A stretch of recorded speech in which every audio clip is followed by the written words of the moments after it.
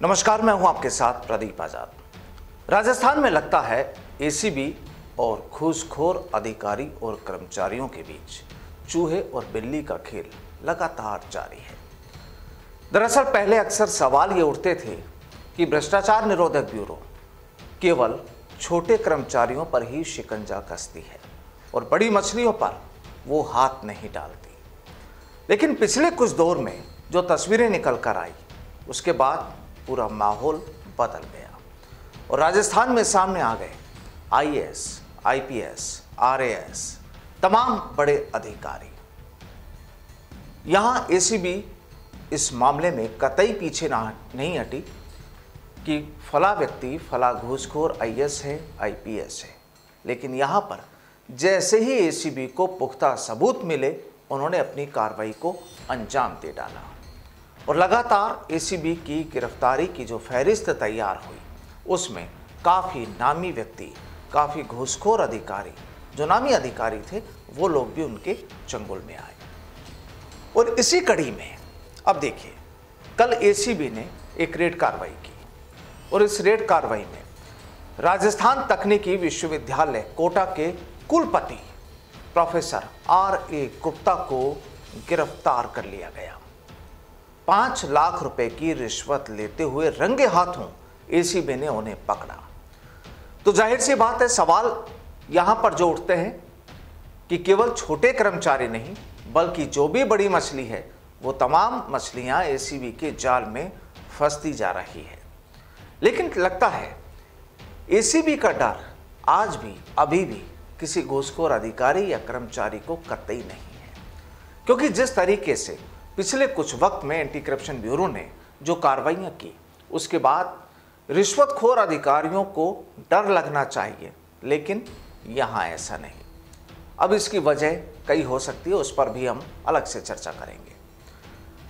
अब कल यहां पर एसीबी ने जिस कुलपति को गिरफ्तार किया, दरअसल इसे गिरफ्तार क्यों किया गया, इसकी एक वजह, जो वजह सामने आई उसमें कि निजी इंजीनियरिंग कॉलेज में सीट बढ़ाने की एवज में इस कुलपति ने घूसखोरी की मांग की थी, रिश्वत की, पैसों की मांग की थी। और पैसे लेने के लिए वो 4 दिन से जयपुर के सरकारी गेस्ट हाउस में ठहरा हुआ था। ये होती है लालच की पराकाष्ठा। जब उसे पता था कि यहाँ पर पैसे मिलने वाले हैं, तो उसने अपना ठिकाना सरकारी गेस्ट हाउस को बना लिया। और जब एसीबी ने गेस्ट हाउस की तलाशी ली, तो वहां से बरामद हुए शुरुआती दौर में 21 लाख रुपए की नकदी। और इसके बाद जो एक प्रोसीजर होता है, एसीबी ने उसके दूसरे ठिकानों पर भी रेड कार्रवाई की। अब अगर एसीबी के डीजी बीएल सोनी की माने, तो परिवादी जो यहां पर जो परिवादी था, जिसकी शिकायत पर एंटी करप्शन ब्यूरो ने इस कुलपति के खिलाफ जो कार्रवाई की, वहां पर यह शिकायत दी थी कि कुलपति आर.ए. गुप्ता निजी कॉलेज की सीट बढ़ाने की एवज में 10 लाख रुपए की रिश्वत मांग रहे हैं। अब जब एसीबी के पास पूरा यह मामला पहुंचा, इसके बाद वेरिफिकेशन कराया गया, सत्यापन कराया गया और शिकायत सही जब एसीबी को मिली, तो एसीबी ने यहां पर ट्रैप की कार्रवाई को अंजाम दे डाला। कुलपति को 5 लाख रुपए लेते हुए रंगे हाथ गिरफ्तार कर लिया गया। अब आरोपी के पास से जब्त पैसे कहां से आए, किसने दिए, एसीबी इसकी जांच में जुटी है। परिवादी ने एसीबी को यह भी बताया कि कुलपति हर काम के लिए उनसे पैसे मांगते थे और उनकी इस हरकत से निजी कॉलेज संचालक परेशान है। अब यहां पर जिस राजस्थान टेक्निकल यूनिवर्सिटी यानी आरटीयू के कुलपति के सरकारी आवास में जाहिर सी बात है कि सर्च कार्रवाई शुरू की गई। 21 लाख रुपए वहां पर बरामद किए गए और साथ ही कोटा एसीबी की टीम ने भी इस कुलपति के सरकारी आवास में कई दस्तावेजों को तलाश किया, खंगाला। और जब वहां पर उस सर्च में उन्हें नकदी की बात करें, तो लगभग 4.25 लाख रुपए नगद मिले और लगभग 450 ग्राम से ज़्यादा सोने के जेवरात और करीब 6.5 किलो चांदी बरामद की गई। कुलपति और उनके परिवार के जो सदस्य हैं, उनके 25 बैंक खाते मिले हैं, जिनमें बैलेंस करीब 80 लाख रुपए यहाँ पर होना सामने आ रहा है। HDFC बैंक में लॉकर है जिसे सीज कर दिया गया है और जयपुर में एक मकान और एक फ्लैट के दस्तावेज भी ACB ने बरामद किए हैं। इसके अलावा खुद यानी जो RTO के कुलपति खुद और उनकी पत्नी और पत्नी की बहन के नाम 11 प्लॉट के दस्तावेज बरामद हुए, यानी खेल लंबे समय से चल रहा था और लगता नहीं कि ऐसा खेल पहली मर्तबा चल रहा हो। अब जो जानकारियां मिल रही है उसके मुताबिक डॉक्टर रामोतार गुप्ता जो कुलपति हैं मूल रूप से जयपुर के रहने वाले हैं और पिछले करीब 2.5 साल से कोटा में पोस्टेड थे। इससे पहले वो MNIT में पदस्थापित थे। गुप्ता अपने परिवार के साथ RTO परिसर में सरकारी घर में ही रह रहे थे और इसी साल जुलाई महीने में वो रिटायर्ड भी होने वाले थे, यानी लगभग 1.5-2 महीने बाद ये घूसखोर अधिकारी रिटायर्ड हो जाता अगर पकड़ा नहीं जाता।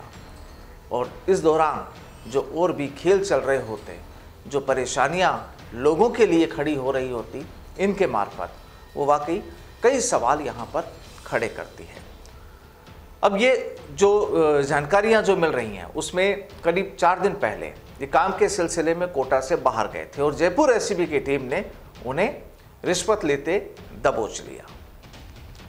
अब गुप्ता ने ये जो रकम इंजीनियरिंग कॉलेज में सीट बढ़ाने की एवज में मांगी थी, ये हम आपको बता चुके हैं। लगातार सर्च कार्रवाई में 4.25 लाख रुपए बरामद हुए, नकदी बरामद हुई, सोना बरामद हुआ, सोने के जेवरात बरामद हुए, चांदी बरामद हुई और परिवार के सदस्यों के 25 बैंक खाते और 25 बैंक खातों में लगभग 80 लाख रुपए यहाँ पर होना सामने आया है। जगतपुरा मानसरोवर में फ्लैट के दस्तावेज और कुल 11 प्लॉट के दस्तावेज भी यहाँ पर मिले हैं। कहने का मतलब ये कि जिस तरीके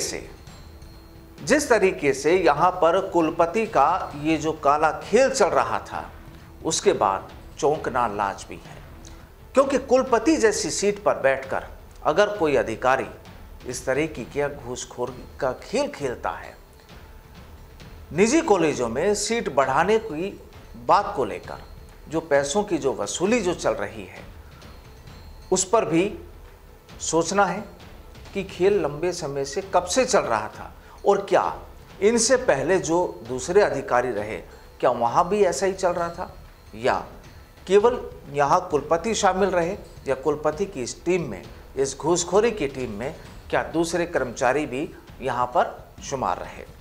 कुल मिलाकर आज इन्हें कोर्ट में पेश किया जाएगा और जो 21 लाख रुपए जो इनके घर से बरामद हुए सर्च कार्रवाई के दौरान, वो कहाँ से बरामद हुए उसकी भी जांच की जाएगी। अब यहाँ पर ACB अधिकारी को अंदेशा ये भी है कि जब पूरे मामले की तहकीकात होगी, पूरे मामले की जब जांच होगी तो हो सकता है कुछ और भी राज यहाँ पर खुलकर सामने आए।